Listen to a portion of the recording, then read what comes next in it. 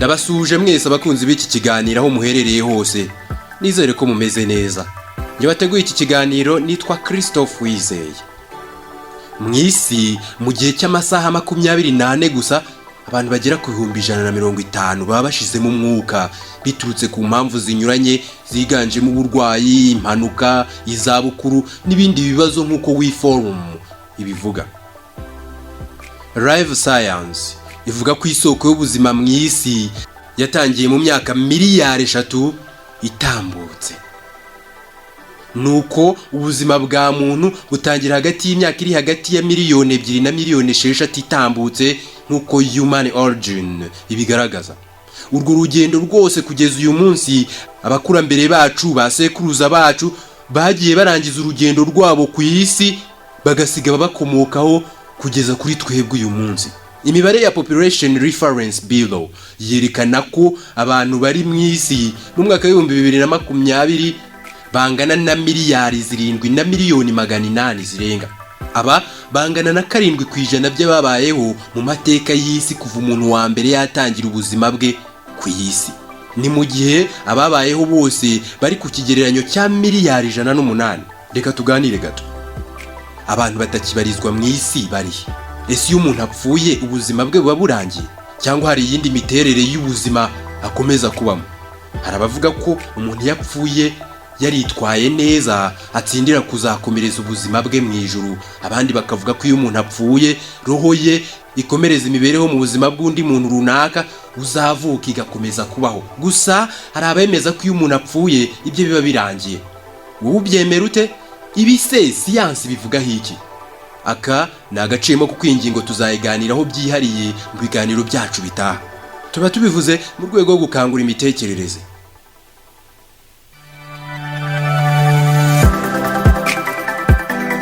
Reka twinjire mu ngingo yacu y'uyu munsi nyirizina. Twerekeje i Paris mu Bufaransa.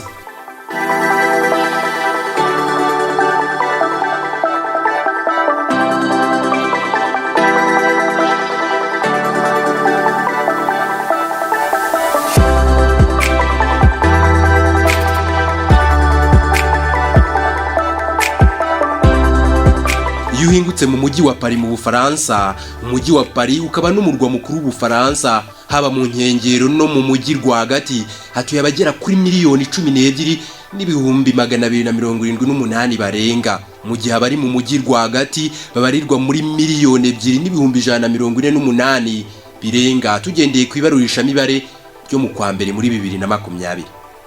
Abatuye mu mujyi wa Paris rwagati no mu nkengero zawo bangana na 18% by'abanyagihugu bose.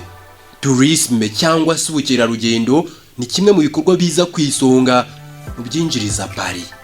Muri 2014 umujyi wa Paris winjije agera kuri miliyari 13 n'ibice 58 z'amayero avuye mu bukerarugendo. Mbere yuko corona yibasira isi mu mezi 12, ubwo ni mu gihe cy'umwaka abantu bagera kuri miliyoni 30 bafataga za rutema ikirere bagiye kwisura uduce n'ibirango biteye amabengeza bibarizwa muri uyu mujyi wa Paris. Hari inyubako yitwa Disneyland Paris yahoze yitwa Euro Destiny Resort. Iyi yubatswe mu mwaka w'1992. Ibikorwa byiganjemo ni imyidagaduro. Iyi muri 2017 ubwayo yasuwe n'abagera kuri miliyoni 14 n'ibihumbi 800. Ariko ishobora gusurwa n'abagera kuri miliyoni 15 n'ibihumbi 600. Hari inzu ndangamurage ya Louvre. Iyi isurwa n'abagera kuri miliyoni 8 n'ibihumbi 800 birenga mu gihe cy'umwaka. Hari umunara wa Tour Eiffel. Uyu ufite metero 300. Uyu munara umaze imyaka irenga 130 kuko imirimo yo kuwubaka yatangiye mu mwaka w'1887 irangira mu mwaka w'1889. Ubuhanga wubakanye bukurura abakerarugendo barenga miliyoni 7 mu gihe cy'umwaka. Tuva twerekeze mu kandi gace gatangaje Paris ari nako turi bwibandeho muri iki kiganiro cy'uyu munsi.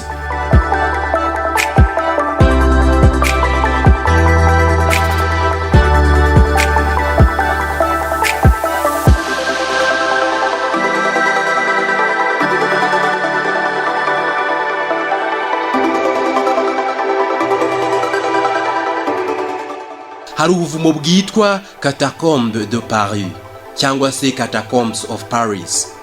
Ubu buvumo ni icyobo cyahoze gicukurwamo amabuye y'agaciro mbere y'ikinyejana cya 15. Gusa siko byaje gukomeza kuko ubu hashyinguye ibice by'imibiri y'abantu barenga 6,000,000 mu buryo bw'ubugeni n'imitako, ku buryo aka gace gasigaye gasurwa n'abantu benshi baje kwirebera imiterere n'uburyo bw'ubugeni ibi bice by'imibiri y'abantu bapfuye kera cyane muri Paris bashyinguyemo. Byagenze bite rero?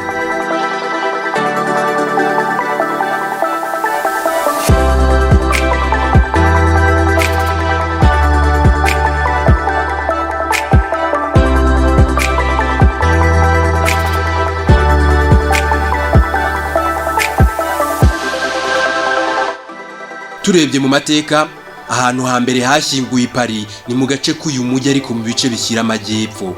Nyuma y'ikinyejana cya 5 benshi bahashyingurwaga babaga ari abaguye mu bikorwa by'intambara ubwo ubwami bwa Roma bwari mu nkwarara yo kwigarurira uduce twinshi tw'Uburayi.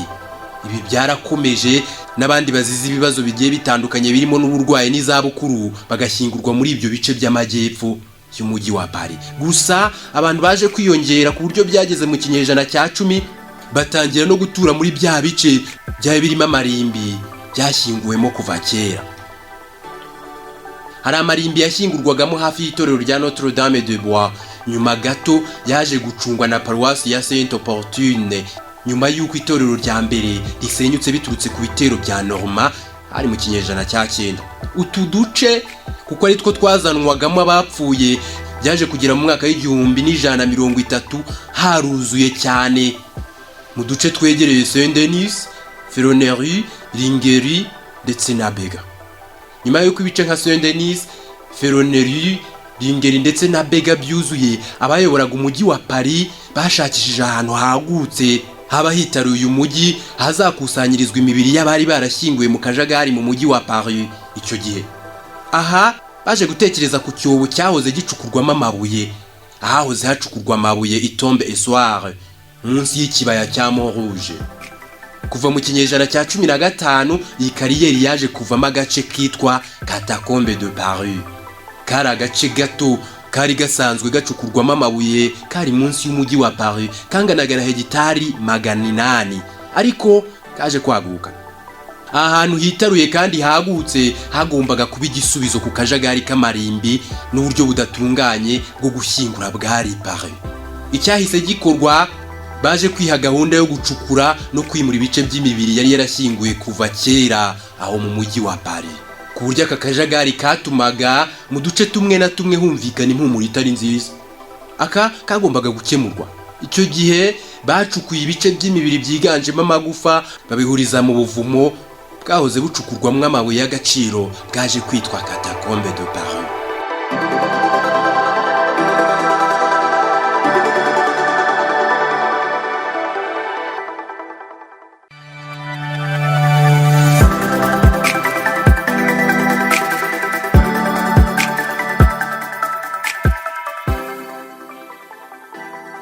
Izi nshingano zo gutegura neza no gutunganya ihererekanya ry'ibice by'imibiri zahawe witwaga Charles Axel Guillemot, wari umugenzuzi mu ishami rishinzwe ubugenzuzi rusange bwa kariyeri cyangwa se bw'ako gace kacukurwagamo amabuye.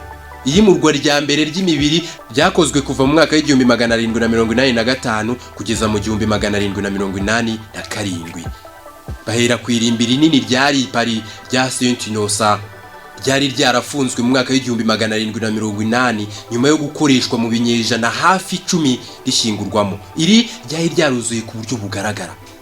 Iki gikorwa cyo kwimura imibiri y'abantu bari barashyinguye mu mujyi wa Paris kera ariko mu buryo bw'akajagari cyakorwaga igihe cy'ijoro kugira ngo hatabaho guserera no kutumvikana kw'abaturage ba Paris.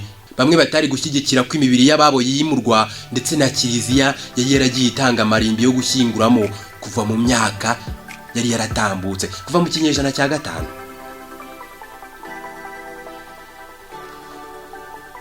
Muri iri yimurwa rya mbere ibice by'imibiri byahurijwe mu marimba abiri mashya ya kariyeri mu byobo binini bya Catacombes de Paris. irindi yimurwa rya kabiri ryaje gukorwa nyuma ya revolution cyangwa se impinduramatwara y'abafaransa, cyagejeje mu mwaka w'igihumbi 1814, ubwo hari kuva mu mwaka w'igihumbi 799. Hahise hafatwa icyemezo cyo guhagarika burundu amarimbi ya paruwasi yashyingurwagamo icyo gihe nka Saint Eustache, Saint Nicolas de Champs no mu gace k'ababikira b'aba Bernard rwagati Paris.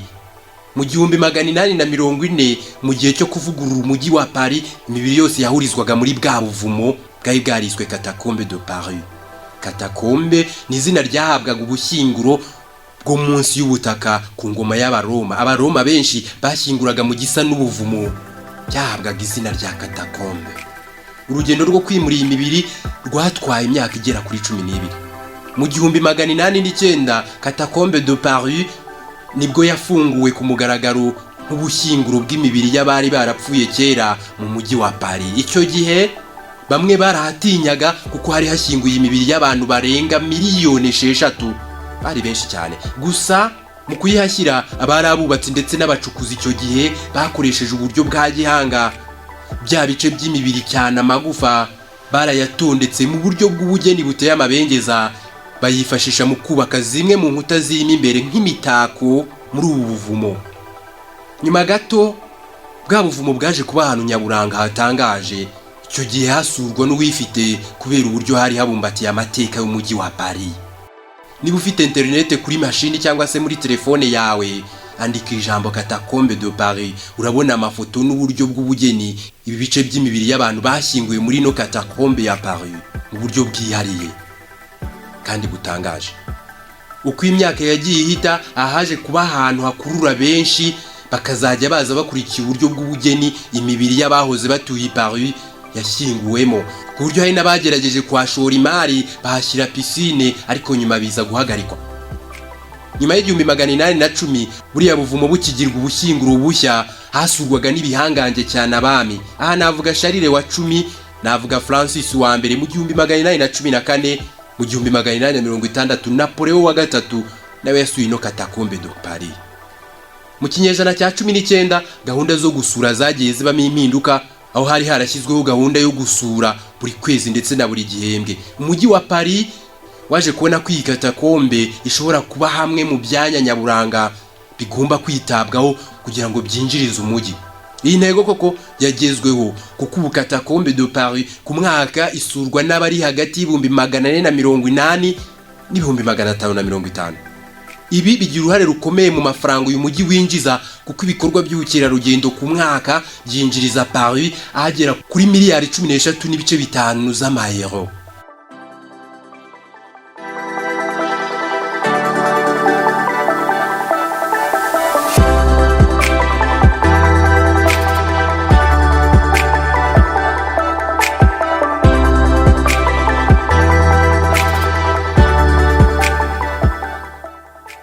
Mental Floss ivuga ko muri Catacombe de Paris imibiri ishyinguwemo, benshi mu bashyinguwemo bari abaguye mu mpinduramatwara y'Abafaransa, Revolution Française, hagati y'umwaka w'igihumbi 1779 n'igihumbi 1814.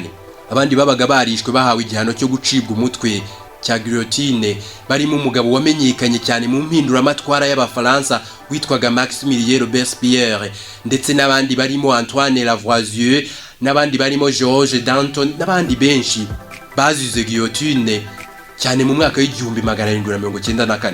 Aha kandi muri Catacombe hashyinguwemo n'imibiri y'abaziraga uburwayi n'ibindi bibazo bitandukanye.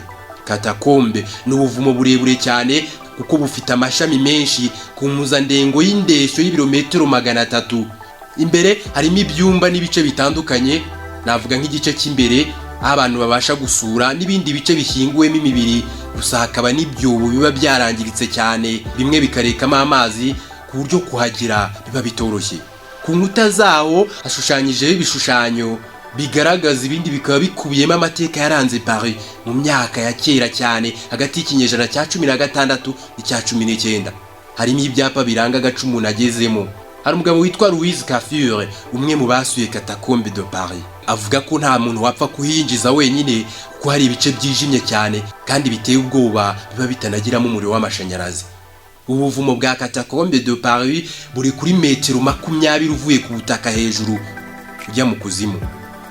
hari agace k'ubuvumo kari munsi y'ubutaka ka Odessa. Aka gace ni ahantu hijimye cyane ku buryo nta muntu ubasha kuhahinguka, gusa ahabasha kugerwa hakurura abantu bakabaka 500 ku mwaka baje kureba ubuvumo butangaje.